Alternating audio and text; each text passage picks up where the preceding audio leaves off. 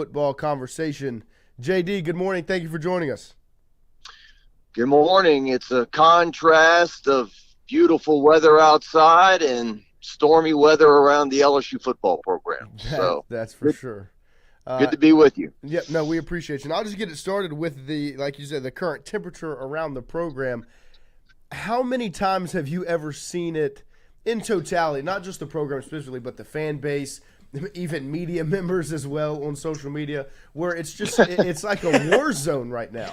It's spicy, bub.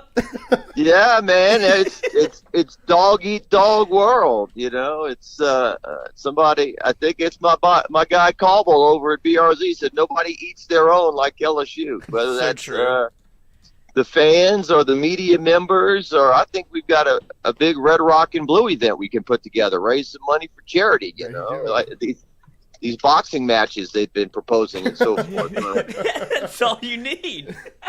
Right. Yeah. Hey, put it together. We'll take the money, whatever you want. But yeah, I definitely think that this is the most noise, the most disgruntled the fan base has been in the 4 years now of Brian Kelly in his fourth year. It's on one hand, as somebody who grew up in lesser times, to say, well, the team is 5-2, they're ranked 20th in the country across town. Southern just fired their coach. He's 1-6. It's a little bit different. That's a nightmare. But when you think about the money invested into the head coach, the money invested into his assistant coaches, the money invested into the roster, the money you spend on tickets and TAF fees and parking, and just the pressure and the noise created by social media platforms that didn't used to exist. I think it's just people are a little bit, not a little bit. They're exhausted with the current head coach. They feel like he's been given enough time. The progress isn't there, and unless LSU really does something unforeseen and runs the table, this team's not going to make the playoff, and that would be 6 straight years since Joe Burrow that LSU has not made the college football playoff.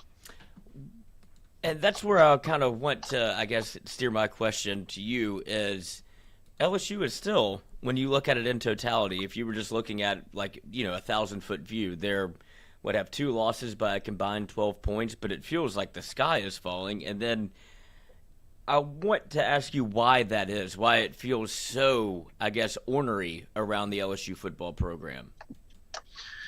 Well, I think there's just this frustration of every time they seem to fix something else breaks. And the defense isn't spectacular. Our opinion of them has gone down a bit in recent weeks, but still, this team was built largely around Garrett Nussmeier, and he was a 4,000-yard passer last year, and then you add in the weapons out of the portal. Berrien Brown was supposed to be this guy that was not utilized properly at Kentucky. He was going to really blow up in this offense.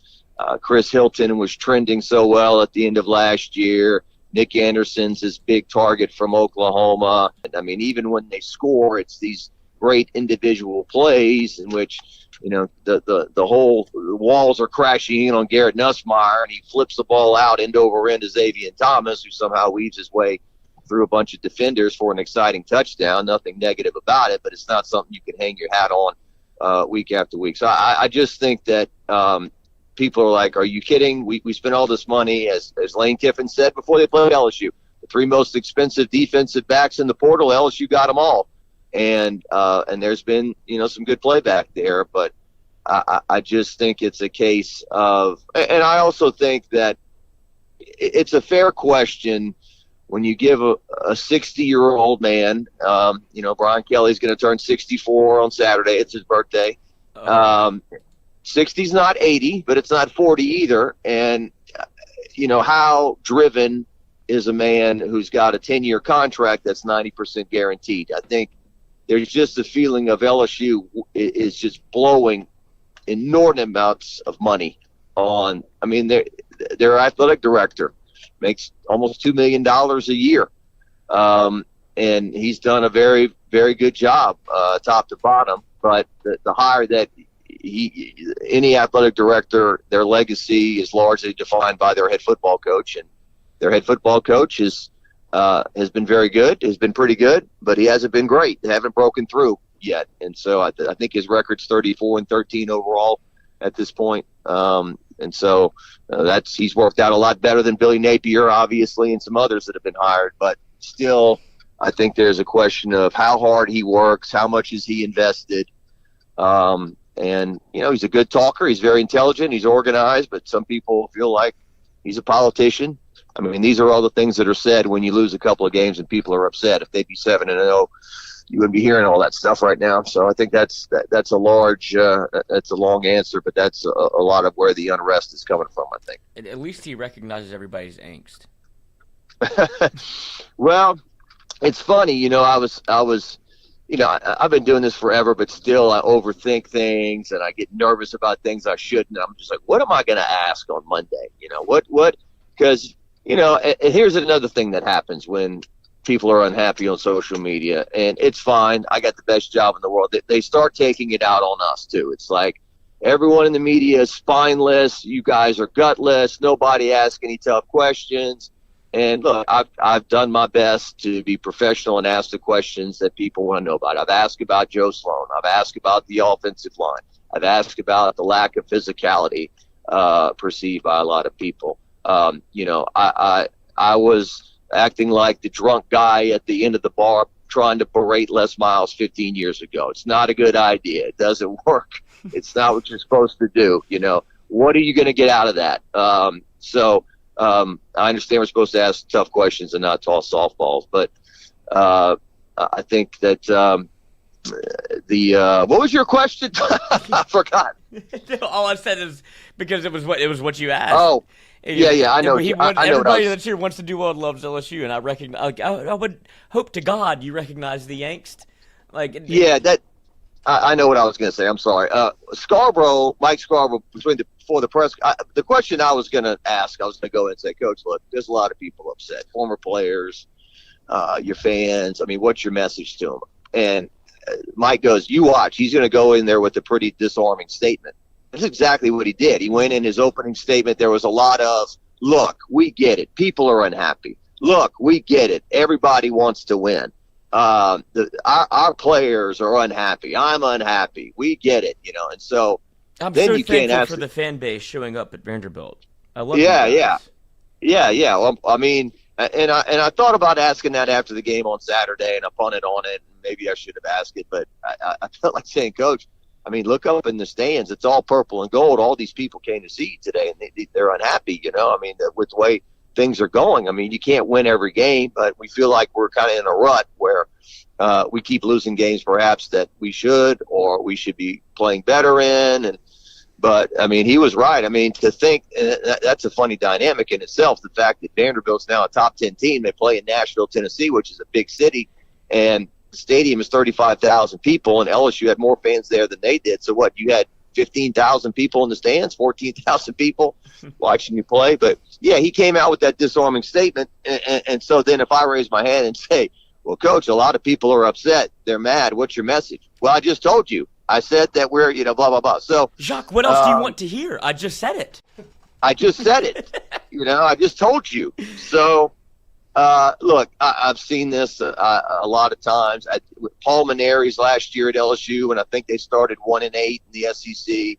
Fans on social media were just, telling us to go after him and ask this and ask that. And, you do that for the most part. And then some people say, well, what do you think he was going to say? So, I mean, there's no way around it. And nothing he says in these press conferences will make anybody happy. They've got to win some games, and it's be very interesting at this point. I hope the weather doesn't ruin the atmosphere and doesn't ruin Saturday night. I was talking to Steve Caparata about it when I left the station last night, and he said, man, there could be some thunder and lightning and really screw this thing up. So it'd be nice if that thing came in like at midnight or so or 1 a.m.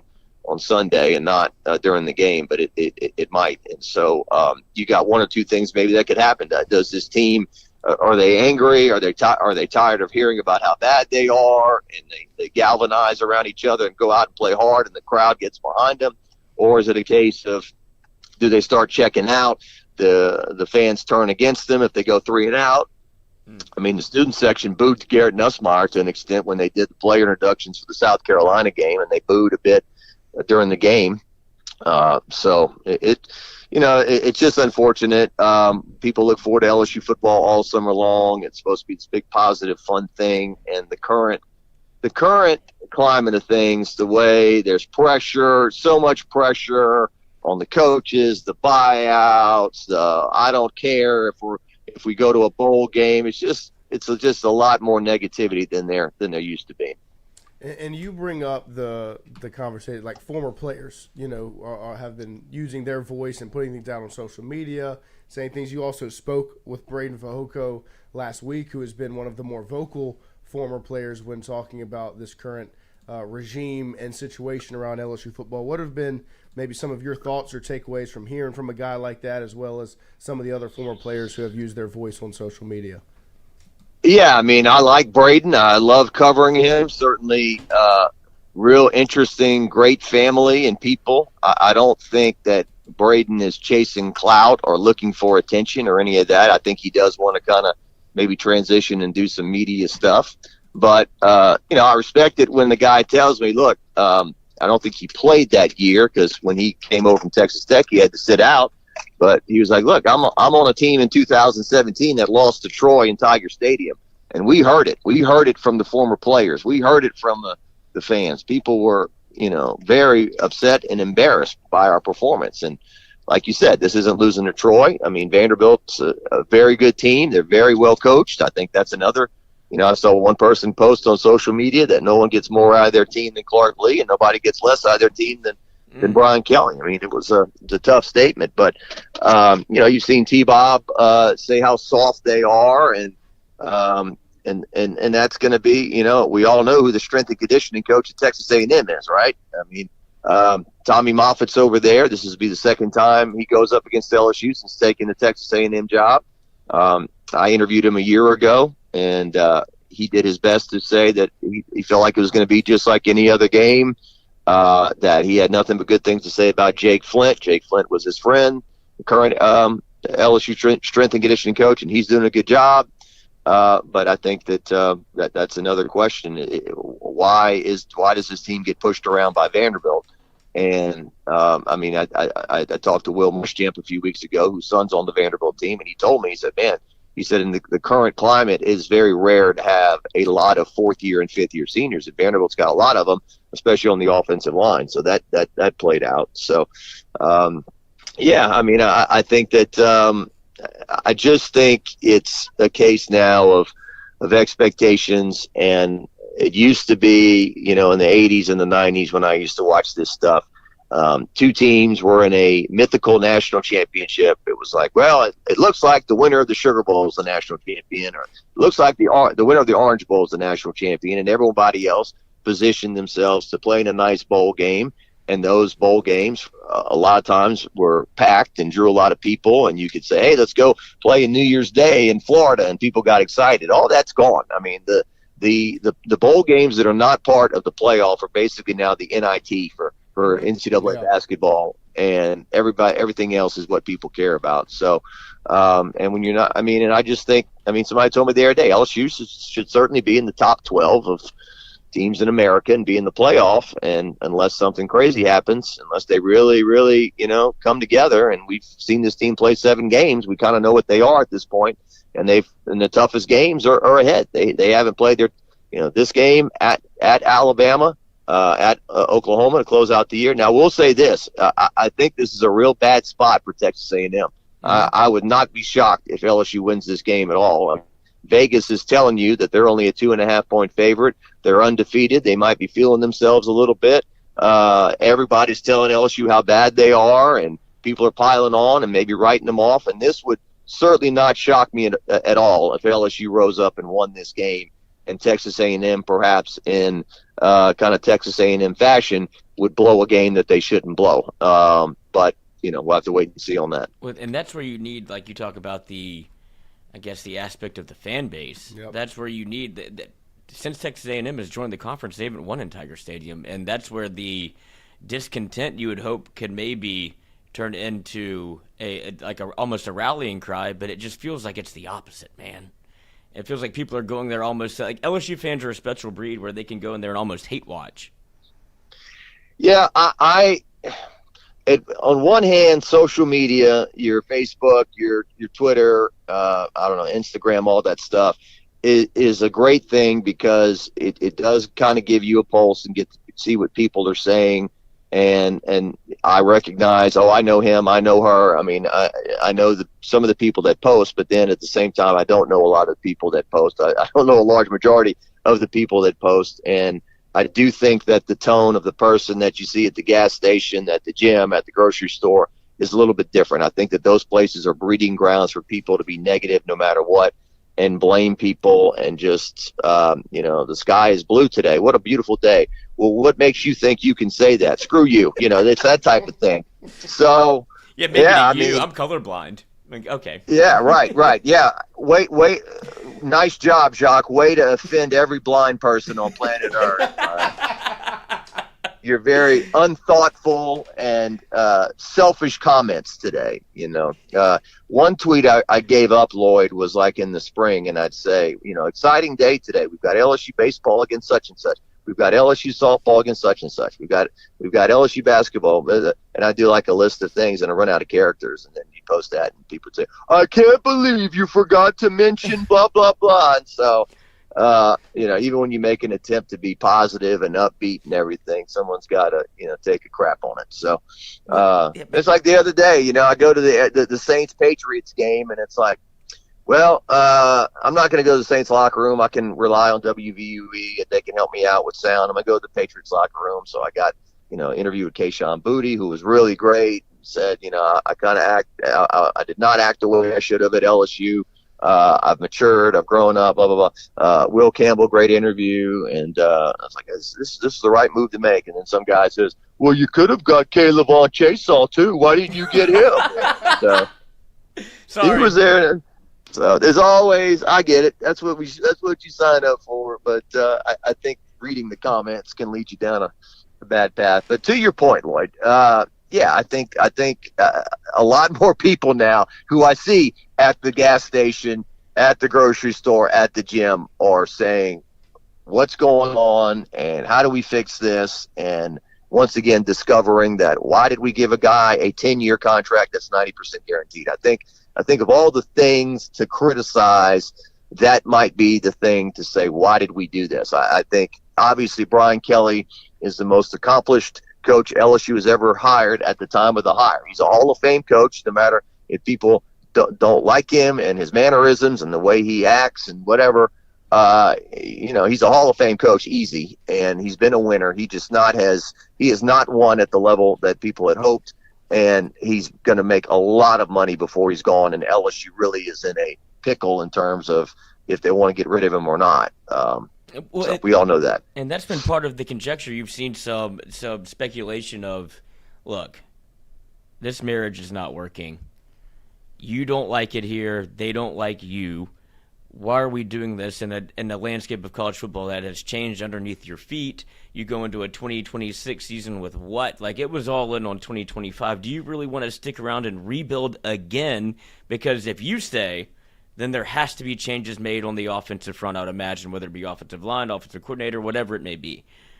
Would it not just be easier, finally, somebody to just say, hey, we can figure this thing out. We'll pay you a little bit of the buyout to walk away, retire, instead of, do you really want to come back for what?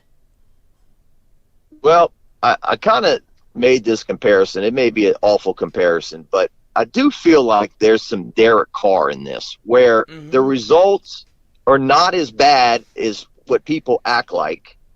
Brian Kelly has done much better at LSU than Derek Carr did with the Saints, but there does seem to be the sentiment of, man, he's not one of us. He doesn't get it. He doesn't get the culture. He doesn't get and I do wish, I kind of think of all the things, you've got the most passionate fan base in college football. Lean into that a little bit more. He just hasn't, he's not a go out and, engage with the fan base type guy. And that doesn't mean anything. That doesn't mean anything in terms of of wins and losses. But he also doesn't have to insult us. Yeah. Well, what you mean, like you're spoiled? You're spoiled. Yeah. And look, he was pointing at Cauble, and Cauble was the one that asked the question, and I'm not faulting Cauble. I think that Brian Kelly's reaction that day was certainly over the top, and I did kind of feel in my gut that was going to come back and bite him. That it was that, hey, look, your team is not playing, well, you won the game. Yeah, maybe that shouldn't be the first question, but certainly there are concerns, and maybe his reaction was, people get angry when there's truth in there that upsets you, So, yeah, it's not that he's from the North, and it's not all that. I mean, people, Les Miles, to his credit, I think he kind of got it and kind of, learned how to interact for the most part. Nick Saban certainly did. Ed Ogeron, no problem there. And I think, and I've told people, Ed Ogeron wasn't a perfect fit. All that Cajun stuff and the way he talked and everything, that's Lafayette. That's not Baton Rouge. Right. I mean, statewide it is, but I don't know if there's anybody that's a quote-unquote perfect fit for Baton Rouge when you're coaching LSU football. But I do. And you know what? And Derek Carr kind of walked away, right, from a lot of money and said, okay, I'm done, and because he was hurt. And you just kind of wonder, would that even be possible if this isn't working out the way they wanted, that Brian Kelly says, okay, I don't need $53 million. I got plenty of money in the bank. I'll take, I don't know, 10, 15, 20. Yeah. And go get the next coach. But I haven't heard that that's going to happen. We'll see. Yeah. I mean, it's just purely speculation, because the way I look at it is, if I were him, this is not enjoyable. So why do you keep putting yourself in like the same thing? Like that's why I think the Carr, I guess, perspective is perfect, because he could read the room. Finally, at some point, he was like, look, this is not tenable for either one of us. And that's where, like, people talk about he's not a fit. And Les Miles from, Michigan. Nick Saban from West Virginia. They're not from Louisiana, but they understood the climate and the temperature of LSU. And that's where Brian Kelly has lacked. Yeah, the list goes. I mean, it's been said by a lot of different people. Skip Bertman was a Jewish guy from Miami, came to LSU, and perhaps became, if not the most important person in LSU athletics history, 2 or 3. And Jay Dale Johnson. Brown was. What's that? Jay Johnson, but he understands exactly what he walked into. Right. Yeah, I agree. And I think that there are some things, and look, it's pile-on season. People are piling on, but I was thinking about this in my head the other day too.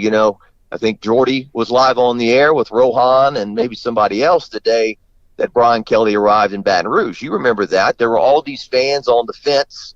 They all came out to see the head coach, and he was like a mile away from him. He gave him a little wave, and he got in the car, and they drove off. I was kind of like, it'd been nice if you walked over a little bit closer and, said hello and said, hey, guys, go Tigers or something.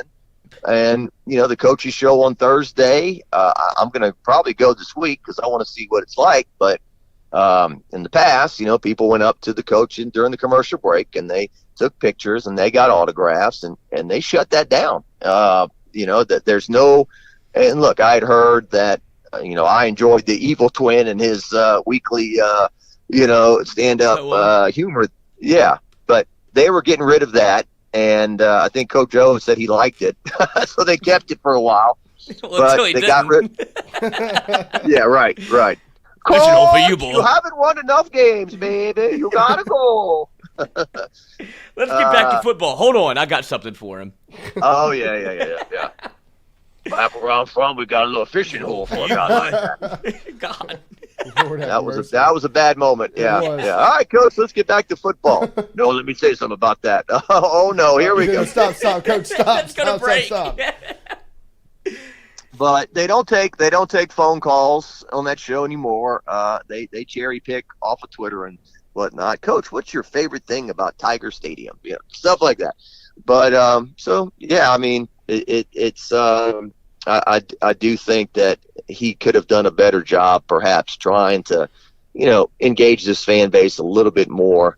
But that's not him. I think he's a results driven guy, and I think still he is a guy that has won a lot more games than he's lost.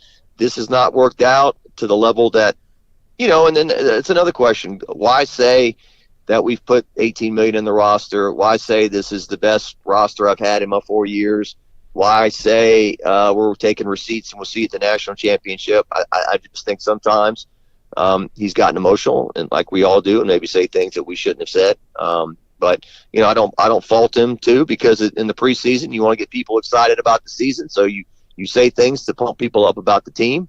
But maybe there's a little bit of under promise, over deliver too that you should implement. Well, JD, we appreciate you joining us here on this Wednesday morning, just like every week. What do y'all have going on over at WAFB? Boy, I've had a lot